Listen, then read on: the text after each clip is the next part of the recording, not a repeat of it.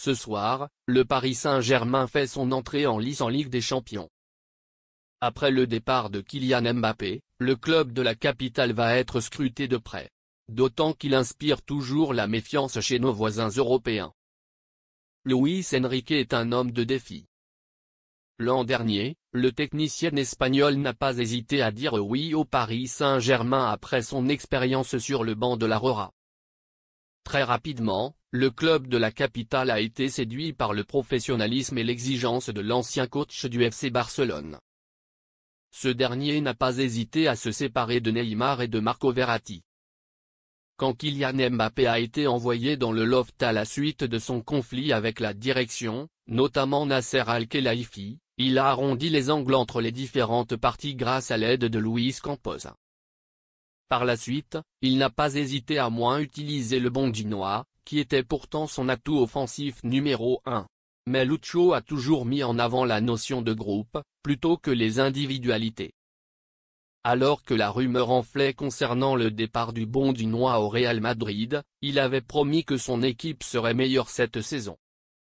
Une fois le capitaine des Bleus parti à Madrid, il a réitéré son discours en début de saison. Le leader de l'équipe, c'est le club, c'est le PSG. Les joueurs donnent le maximum et je n'ai aucun doute que nous serons plus solides en attaque et en défense. C'est un défi passionnant, de montrer que le foot est un sport collectif. C'est mon objectif. Concernant les craintes après la perte du meilleur buteur de l'équipe, il a été très clair, si quelqu'un marque 40 buts, on ne fermera pas les portes. Mais si on a 4 joueurs qui marquent 12 buts, ça fait 48 buts donc c'est encore mieux. Luis Enrique veut tourner la page Mbappé et miser sur une force collective. Ce qui pour le moment fonctionne plutôt bien. Le PSG intrigue. En effet, les champions de France sont invaincus en Ligue 1 après 4 journées. Eux tout avec une équipe rajeunie, plus équilibrée et avec 9 buteurs différents. Bradley Barcola, 4 buts, Ousmane Dembélé, 3, Kangin Lee, Ranodal Kolo Muani, 2, Marco Asensio, Achraf Hakimi, Warren Zaïre-Emery, Vitinha et Fabien Ruiz, 1, ont tous trouvé la mire. Le danger peut donc venir de tous les côtés et non plus d'un joueur, qui cristallisait l'attention de tous. Malgré la perte de Kylian Mbappé, ce PSG New Look est bien parti et inspire une certaine crainte chez nos voisins européens, tous impatients de voir ce que Paris a dans le ventre en Ligue des Champions. En Allemagne, Tobias Feldhoff, journaliste pour Fußball Transfer, nous confie à ce sujet, le PSG est vraiment impressionnant jusqu'à présent. Bradley Barcola semble être libéré maintenant. Il est toutefois difficile d'anticiper sur leur niveau en Europe. En Italie, le Corriere dello Sport évoque aussi le renouveau parisien. Mbappé. Kylian a dit au revoir à Paris mais sur le terrain, personne ne semble regretter le champion, qui a rejoint le Real Madrid. Le PSG, en effet, a dominé tout le monde lors des 4 premières journées de Ligue 1, marquant 16 buts et se catapultant, pour changer, au sommet du classement de son jardin, la Ligue 1. La planète PSG n'est plus centrée sur Mbappé mais il y a beaucoup d'autres étoiles qui brillent sous la tour Eiffel. Parmi elles, il y a aussi Fabien Ruiz, buteur contre Brest, et parmi les grands protagonistes du triomphe espagnol lors des derniers championnats d'Europe. L'ex du Napoli n'a pas eu un passé heureux avec Luis Enrique mais le coach a dû reconsidérer son avis en le qualifiant de l'un des meilleurs joueurs de son équipe. Une équipe qui impressionne. En Angleterre, The Athletic s'est aussi penché sur le sujet.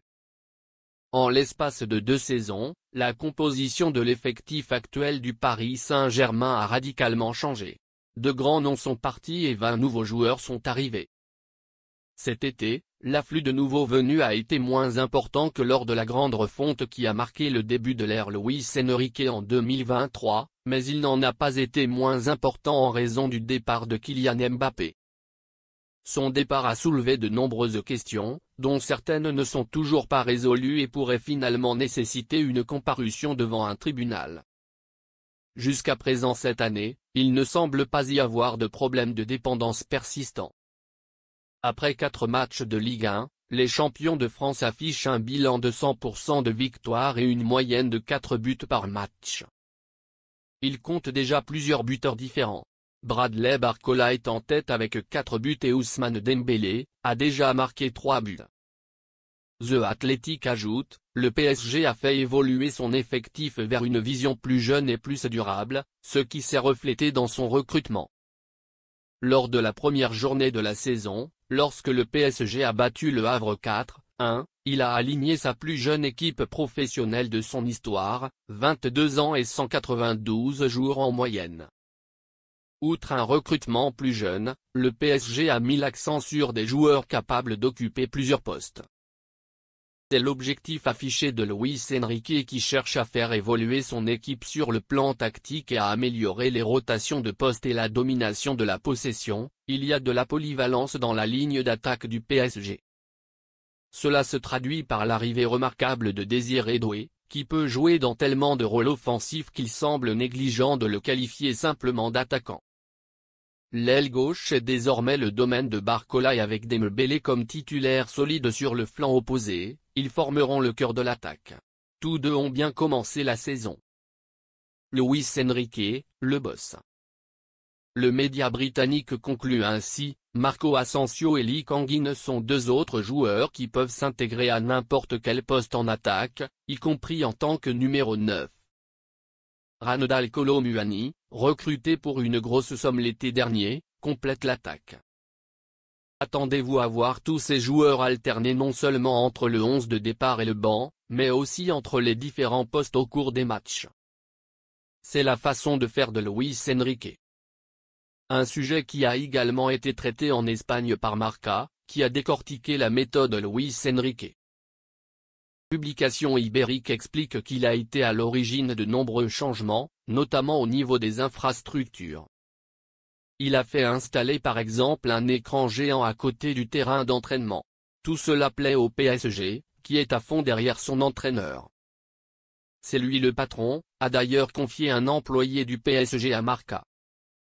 Le média espagnol a ajouté sur ce point précis, ce que Luis Enrique aime le plus au PSG, c'est qu'il a le sentiment de pouvoir construire quelque chose de nouveau à partir de zéro. Il a eu la liberté de donner une continuité au groupe, de repartir davantage par le bas et de travailler à construire les stars. Il sent qu'il possède un pouvoir impossible à obtenir dans une institution comme le Barça.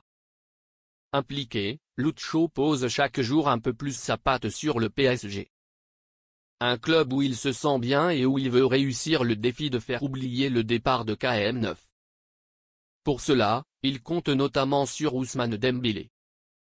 Le Parisien explique qu'il a beaucoup échangé en privé avec Dembou, en lui assurant qu'il ne lui manquait que des buts pour figurer parmi les meilleurs du monde. Bradley Barcola étonne. En Espagne, Marca craint d'ailleurs beaucoup Dembou avant le choc en C1. Girona fait ses débuts en Ligue des Champions ce mercredi face à un PSG sans Mbappé, mais non moins dangereux pour autant. Comme le Barça, ils ont fait le plein de victoires en Ligue 1.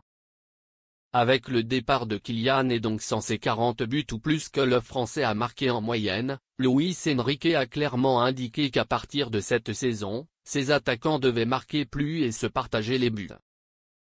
Ils ont marqué au total 16 buts, tout en encaissant 3 en 4 journées. Sans Gonzalo Ramos, blessé pour 3 mois, le club a passé son tour sur le mercato et a décidé de miser sur Kolo Muani comme seul neuf pur. Marco Asensio s'impose cependant comme la première option comme un faux neuf, mais l'entraîneur souhaite aussi que des joueurs comme Barcola ou Dembélé améliorent leurs stats.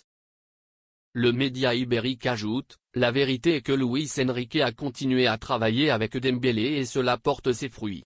Il en est à 3 buts et 3 passes décisives en 4 matchs et 235 minutes. L'entraîneur lui a demandé d'économiser quelques dribbles et de tirer davantage.